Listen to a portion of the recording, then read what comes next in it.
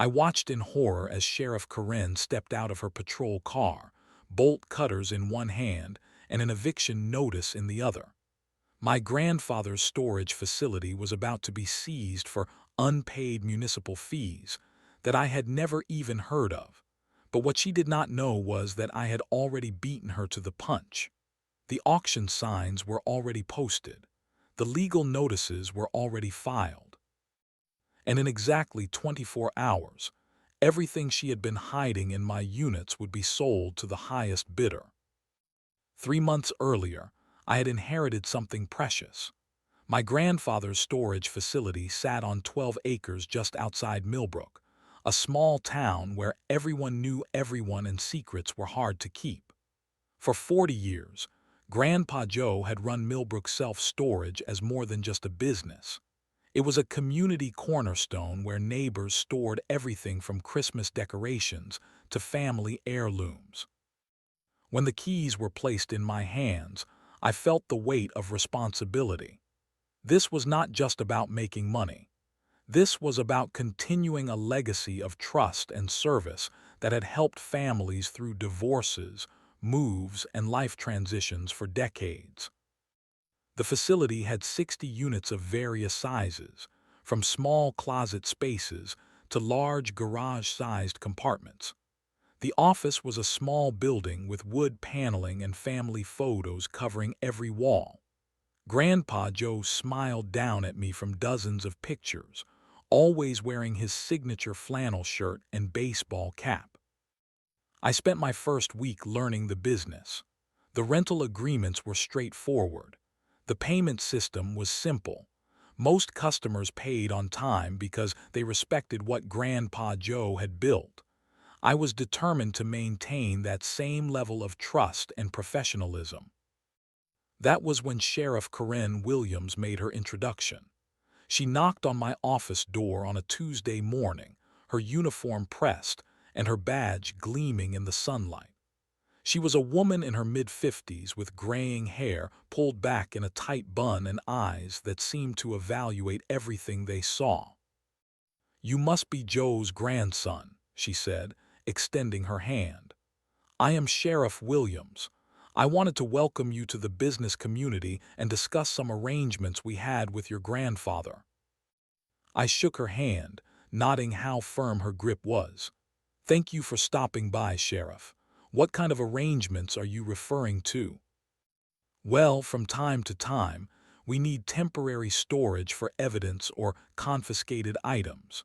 Your grandfather was always helpful in these situations. I hope we can count on the same cooperation from you." Her tone was friendly, but there was something underneath it that made me uncomfortable. It was not quite a request and not quite a demand.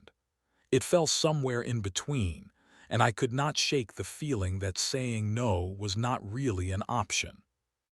"I suppose that would be fine," I replied, "as long as everything is documented properly and payment arrangements are clear." She smiled, but it did not reach her eyes. "Of course, we are all about following proper procedures here in Millbrook."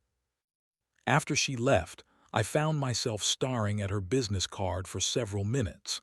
Something about the interaction felt off, but I could not put my finger on what exactly bothered me. I decided to give her the benefit of the doubt. After all, she was the sheriff, and helping law enforcement seemed like the right thing to do. That evening, I called my father to ask about Sheriff Williams and any arrangements Grandpa Joe might have had with the police department. "Your grandfather mentioned her a few times," Dad said. "He was not particularly fond of her, but he tried to stay on good terms with local law enforcement. Just be careful, son. Your grandfather had a feeling she might try to take advantage of you being new." I wished I had listened to that warning more carefully. Within 2 weeks, Sheriff Karen's temporary storage needs became a regular occurrence. It started small, a few boxes of paperwork, some confiscated items from a drug bust. She always assured me it would be brief, but the boxes kept accumulating and never seemed to leave. The first red flag appeared when I arrived at the facility one morning to find Karen's personal truck parked near Unit 15. She was unloading furniture with the help of two men I did not recognize. "Good morning," I called out as I approached. "Is this part of the evidence storage?" She looked up from a dining room table she was maneuvering. "Oh, this is just some personal items that need temporary storage. My daughter is moving and needs a place to keep things for a few weeks." I felt my stomach tighten. This was not what we had discussed. "Sheriff, I think there might be some confusion. Personal storage requires a rental agreement and payment arrangements." Her expression hardened. I assumed our arrangement covered occasional personal use as well. After all, we are helping each other out here. The way she said, "helping each other out," made it clear that she considered her law enforcement presence as payment enough. I was beginning to understand what my father had meant about being careful. "I think we need to formalize our agreement," I said. "I can draw up proper contracts for both the official evidence storage and any personal rentals." "That seems unnecessarily complicated," she replied. "We have been doing business just fine without all that paperwork." But we had not been doing business just fine. I was providing storage services without compensation, and the situation was expanding beyond what I had agreed to. The two men continued unloading furniture while we talked, acting as if the conversation did not concern them. Over the next month, the situation escalated. Karen's daughter was joined by Karen's son, her brother, and several deputies who all seemed to need temporary storage solutions. Unit 15 became Units 15, 16, and 17. Then Units 23 and 24 were occupied by Deputy Morrison for his personal collection of antiques. I started keeping detailed records of who was using which units and when items were moved in or out. My notebook filled with license plate numbers, descriptions of stored items, and dates of unauthorized access. The facility's security cameras captured everything, creating a growing archive of evidence. The financial impact was becoming serious. $3,000 in monthly rental income was being lost to unauthorized occupants.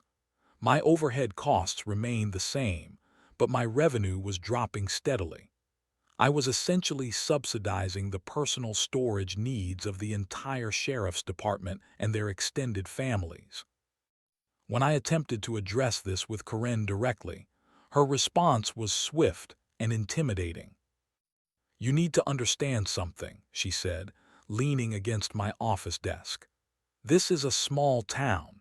Business owners who cooperate with law enforcement tend to have fewer problems than those who do not, if you know what I mean."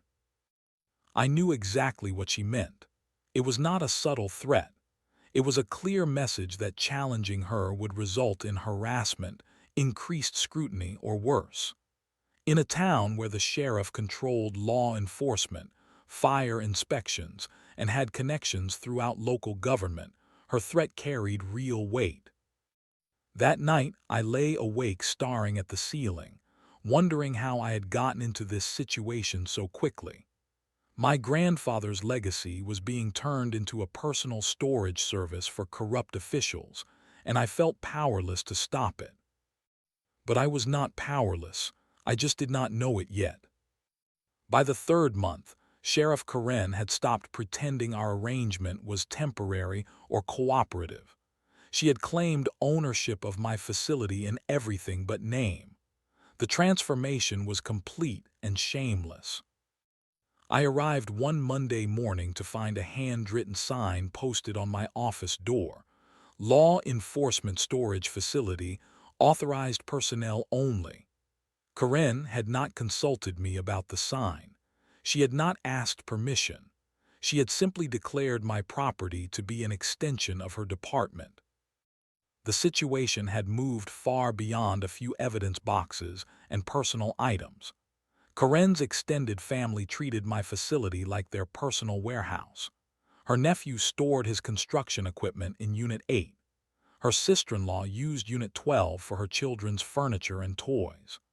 Karen's own unit had expanded to include 3 separate spaces filled with everything from Christmas decorations to old appliances. The most infuriating part was how they acted when I was present. They waved at me like I was the hired help. They made jokes about how convenient it was to have free storage. They talked openly about items they were storing as if I was not standing right there. "Karen, where should I put Mom's china cabinet?" her daughter asked one afternoon. "Just stick it in Unit 16 with the rest of the furniture," Karen replied. "We have plenty of room." They had plenty of room because they were not paying for any of it. I was providing free storage to an entire network of people who saw me as nothing more than a service provider, who should be grateful for their business. The breaking point came when I discovered what was really being stored in some of the units. While doing routine maintenance, I found that Unit 22 contained high-end electronics still in their boxes. Unit 19 held expensive power tools and equipment that looked suspiciously new. Unit 31 was filled with furniture that appeared to be antiques and collectibles. These were not personal belongings or evidence from cases. These were valuable items that had no business being in my facility without proper documentation, insurance, and payment. I began to suspect that some of these items might be confiscated property that was supposed to be processed through official channels, not stored indefinitely in a private facility. When I confronted Karen about the valuable items, her response was swift and threatening. "You need to be very careful about making accusations," she said, her hand resting casually on her service weapon. "Interfering with police business is a serious crime. I would hate to see you get in trouble for sticking your nose where it does not belong." The implication was clear. If I continued to ask questions or make demands, I would be arrested for obstruction of justice or some other fabricated charge. In a small town where Karen controlled the narrative, my word would mean nothing against hers. But the threats went beyond arrest. Karen made it clear that my business license, my insurance, and my standing in the community could all disappear if I did not cooperate. She mentioned how fire inspectors had been finding violations in businesses that did not maintain good relationships with law enforcement. She noted how business permits sometimes got delayed for uncooperative owners. The message was unmistakable: submit completely or be destroyed professionally and personally. I felt trapped in a way I had never experienced before. My grandfather's legacy was being corrupted by someone who was supposed to protect the community. The business that had supported my family for decades was being stolen from me by someone who hid behind a badge and used fear as her primary tool. But Karen had made one crucial mistake. She assumed that intimidation would make me give up. She thought that fear would keep me quiet and compliant. She believed that her authority was absolute and that nobody would challenge her. She was wrong on all counts. That evening, I sat in my grandfather's office chair and made a decision that would change everything. I opened my laptop and began researching laws about abandoned property, storage facility regulations, and tenant rights. If Karen wanted to play hardball, I would learn the rules better than she did. I was done being a victim. It was time to become something else entirely. The financial pressure was crushing me. 3 months of providing free storage to Karen's network had drained my savings and pushed the business to the edge of bankruptcy. The monthly mortgage on the facility was still due. Insurance premiums, utilities, and maintenance costs continued regardless of whether I was being paid by my occupants. I had to start borrowing money to keep the business operational. The credit cards were maxed out. I had taken a second mortgage on my house. The stress was affecting my sleep, my health, and my relationships with family members who did not understand why I could not simply evict the non-paying tenants. How do you explain to someone that the sheriff has essentially stolen your business? How do you describe the fear of arrest that comes with every attempt to reclaim your own property?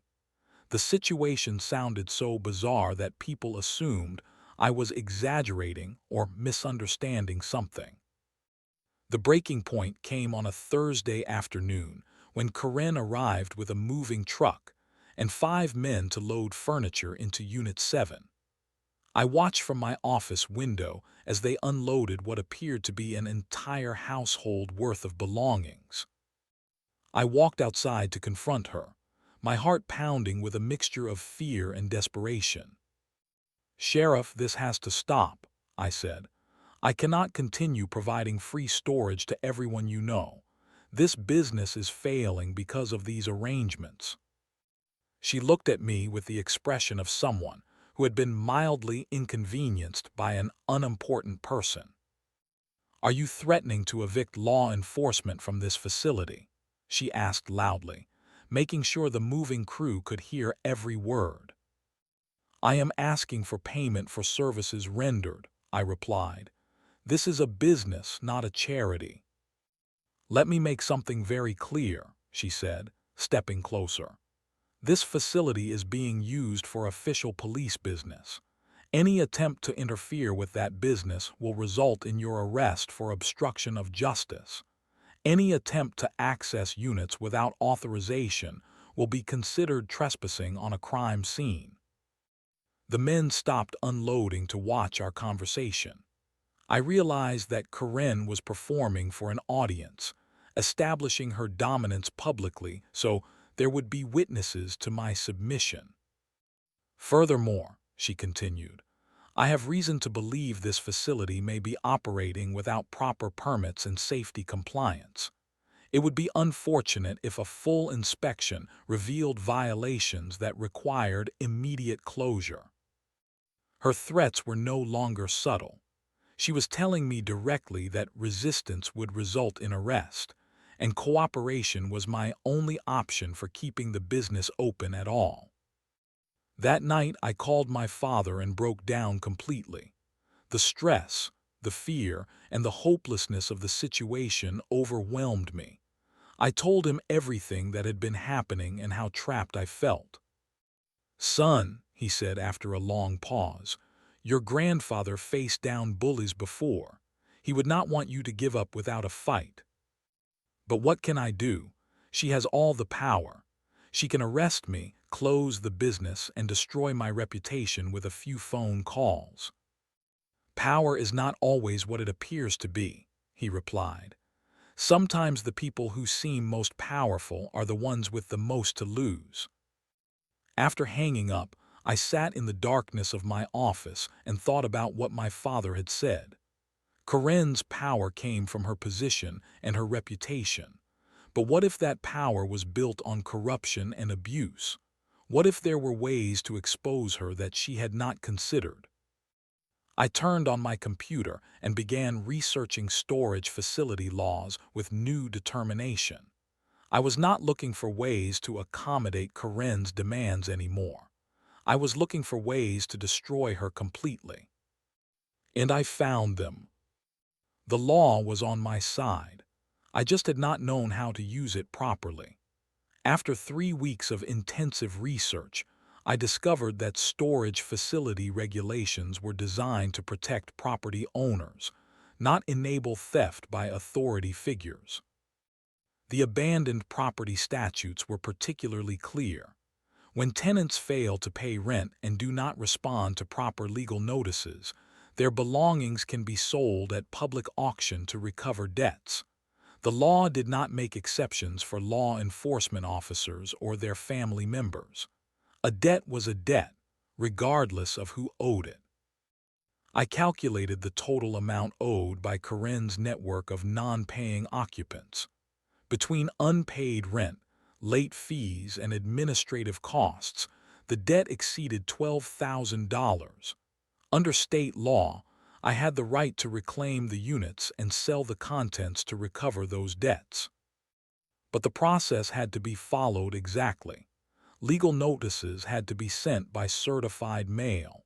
Specific timeframes had to be observed. Documentation had to be perfect.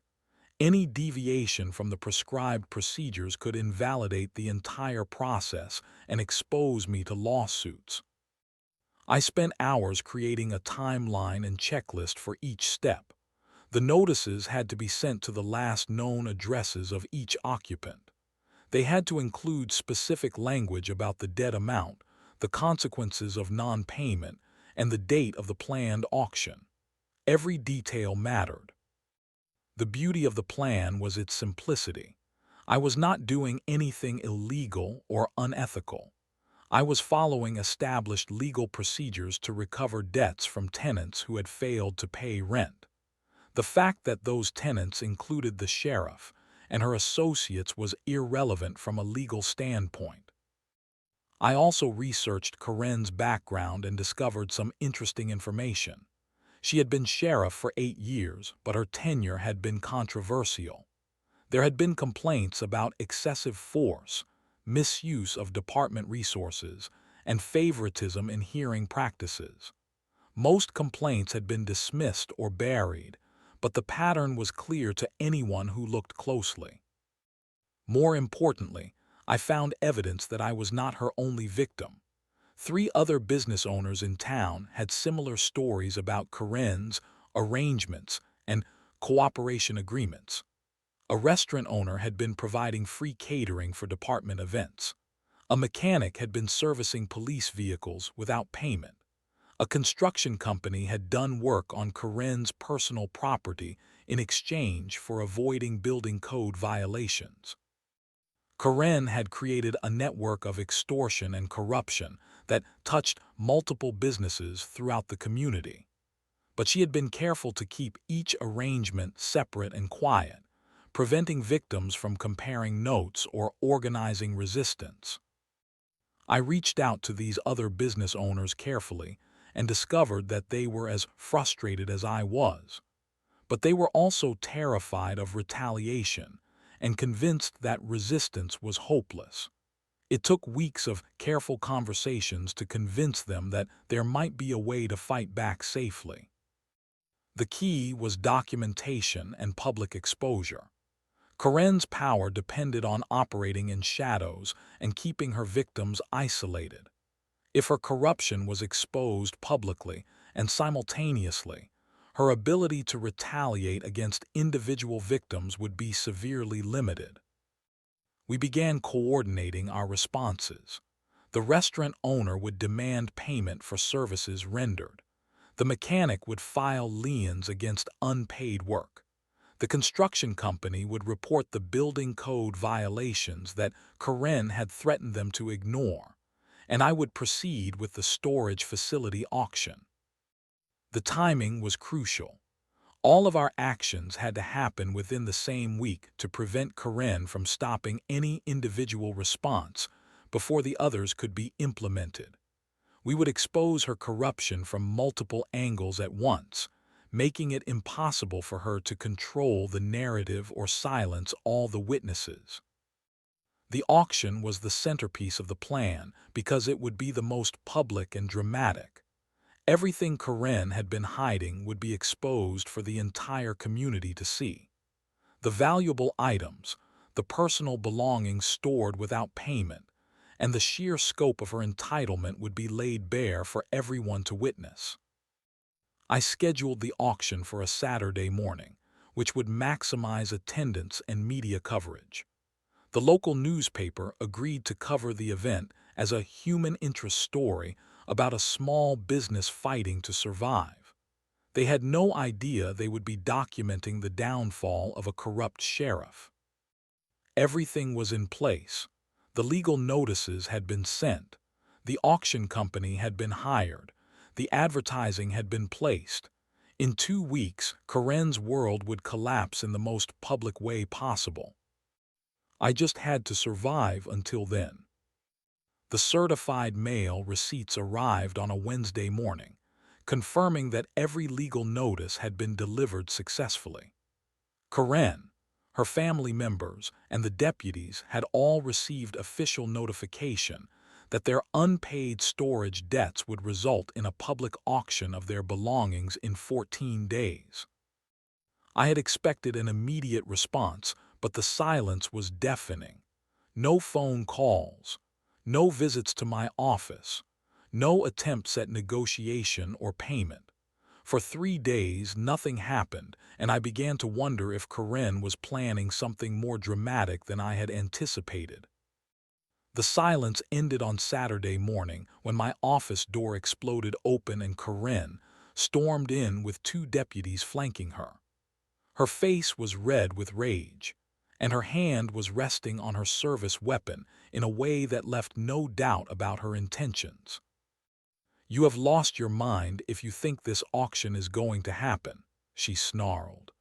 "I will shut this place down permanently before I let you humiliate me in front of the entire town." I had prepared for this moment mentally, but facing her fury in person was more terrifying than I had expected. My hands were shaking as I reached for the folder containing copies of all the legal documents.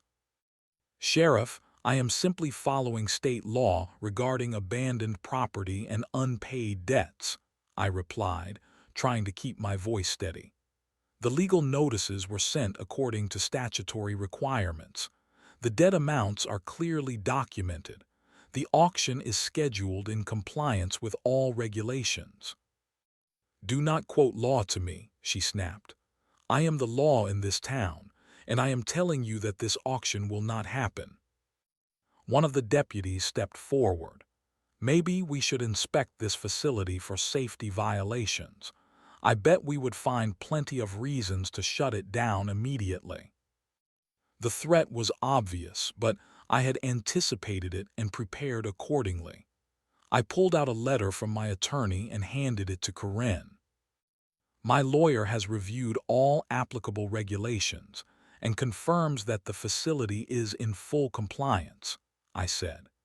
"He has also prepared documents for immediate filing with the state attorney general if there are any attempts to interfere with lawful business operations through abuse of official authority." Karen's expression changed as she realized that I had armed myself with legal protection. She was accustomed to intimidating people who had no resources or knowledge to fight back, but I had spent weeks preparing for this exact confrontation. "You have no idea what you are playing with," she said. "This town runs on cooperation and mutual respect. Business owners who forget that tend to have very difficult experiences." "The only thing I have forgotten is how to be intimidated by corrupt officials," I replied. "The auction is happening as scheduled.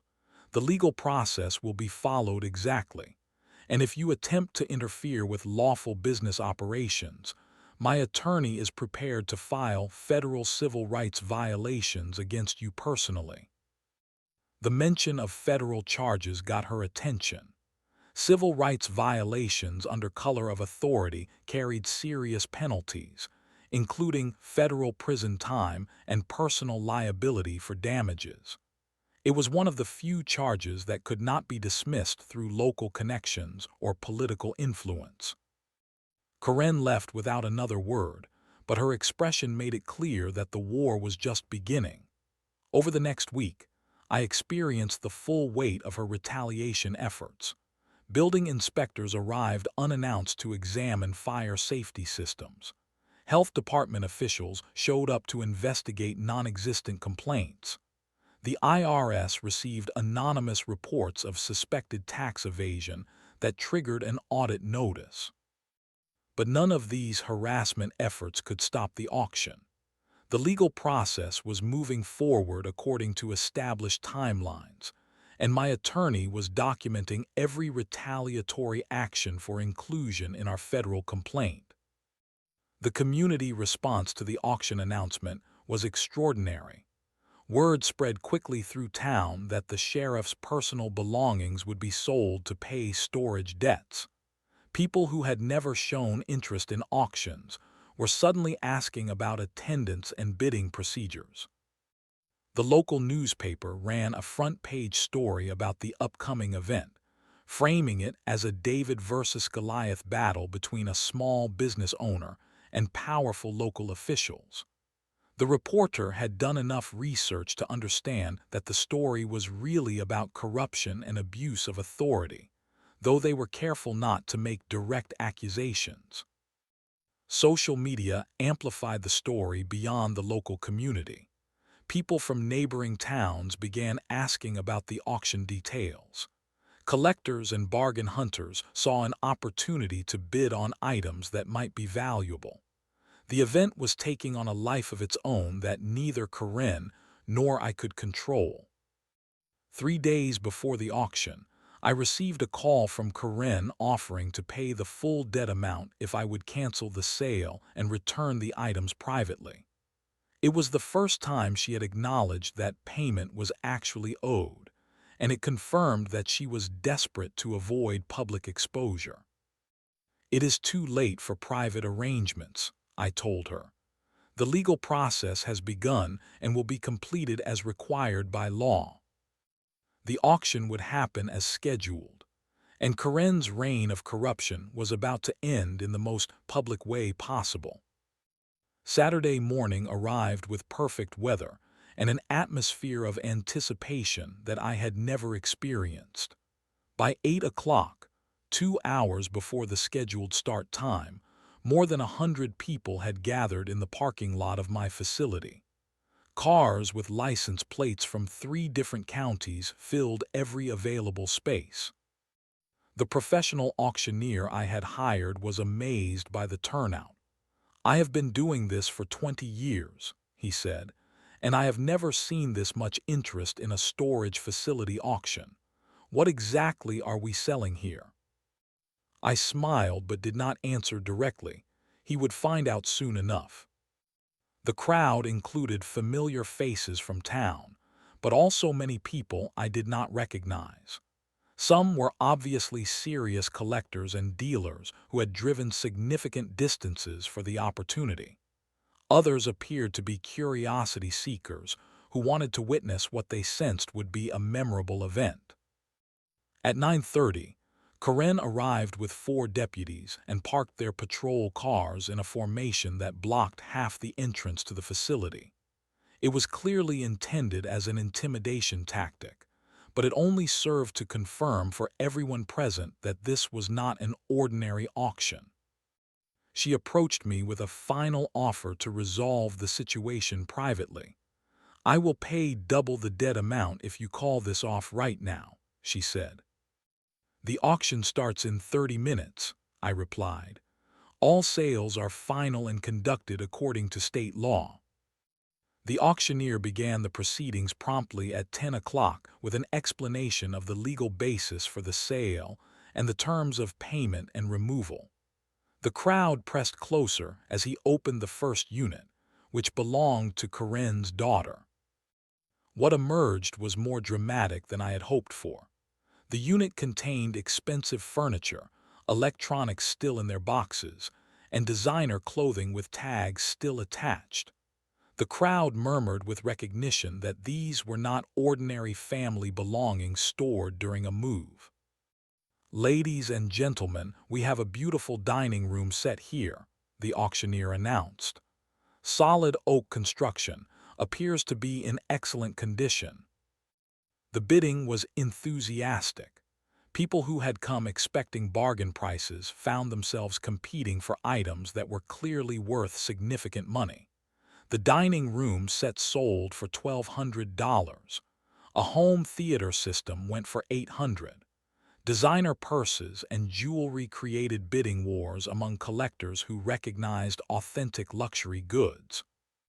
Karen's face grew darker with each successful sale.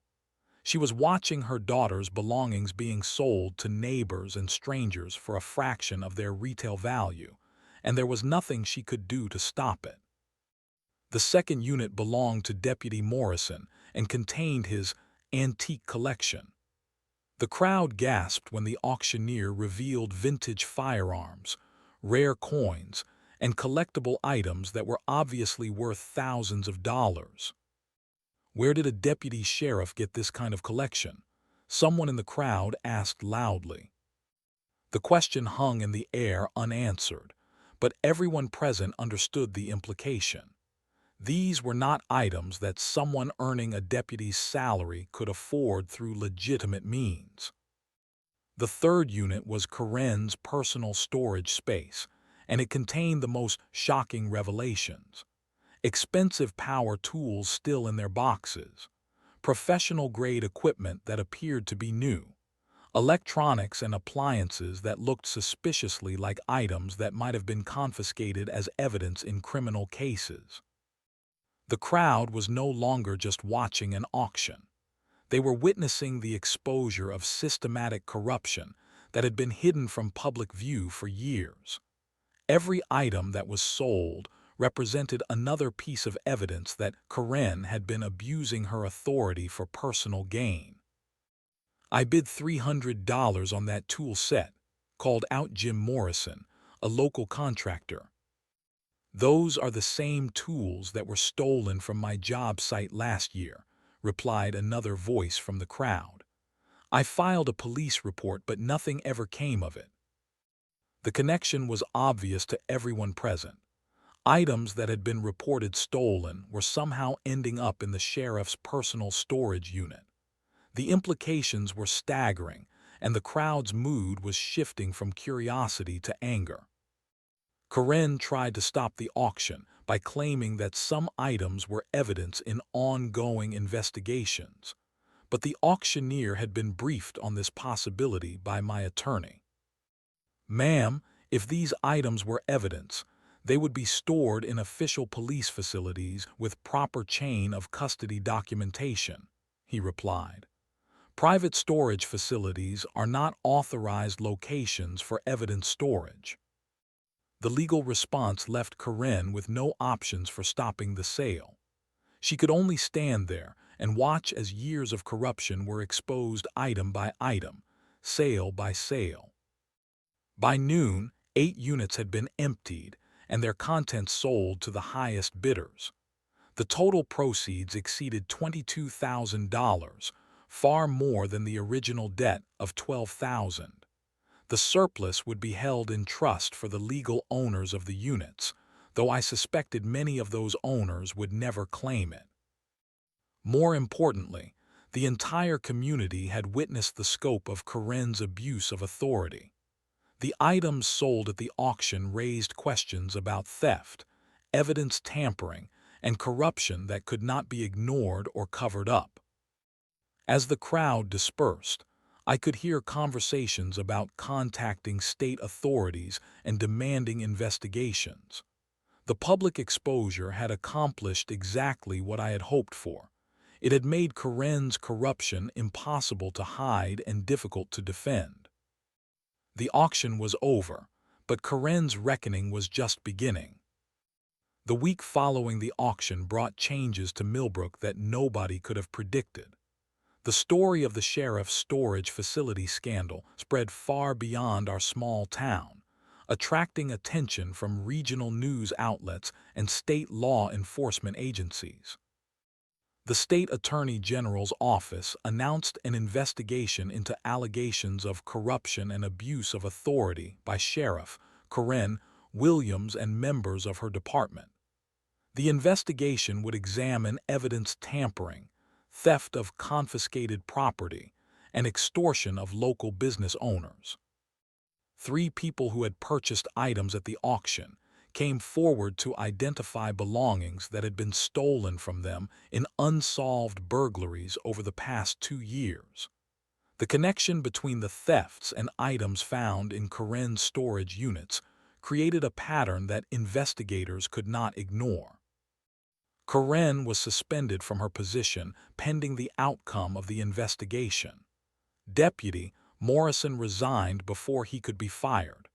2 other deputies were placed on administrative leave, while their involvement in the corruption scheme was examined. The financial recovery for my business exceeded my wildest expectations. The auction proceeds not only covered the unpaid debts, but provided enough surplus to repair and upgrade the facility. I was able to pay off the loans I had taken to keep the business operational and invest in better security systems. More importantly, the facility's reputation was restored. The community had witnessed my fight against corruption and responded with overwhelming support. New customers began renting units specifically because they wanted to do business with someone who had stood up to abuse of authority. The other business owners who had been victims of Karen's extortion schemes also found relief. The restaurant owner received a settlement payment for unpaid catering services. The mechanic filed successful liens against the police department for unpaid repair work. The construction company was able to report building code violations without fear of retaliation. A citizens' oversight committee was formed to monitor future law enforcement activities and prevent similar abuse. The committee included several people who had attended the auction and witnessed the corruption firsthand. They were determined to ensure that no future sheriff would be able to operate with the same impunity that Karen had enjoyed. 6 months later, Karen was formally charged with theft, evidence tampering, and abuse of authority under color of law.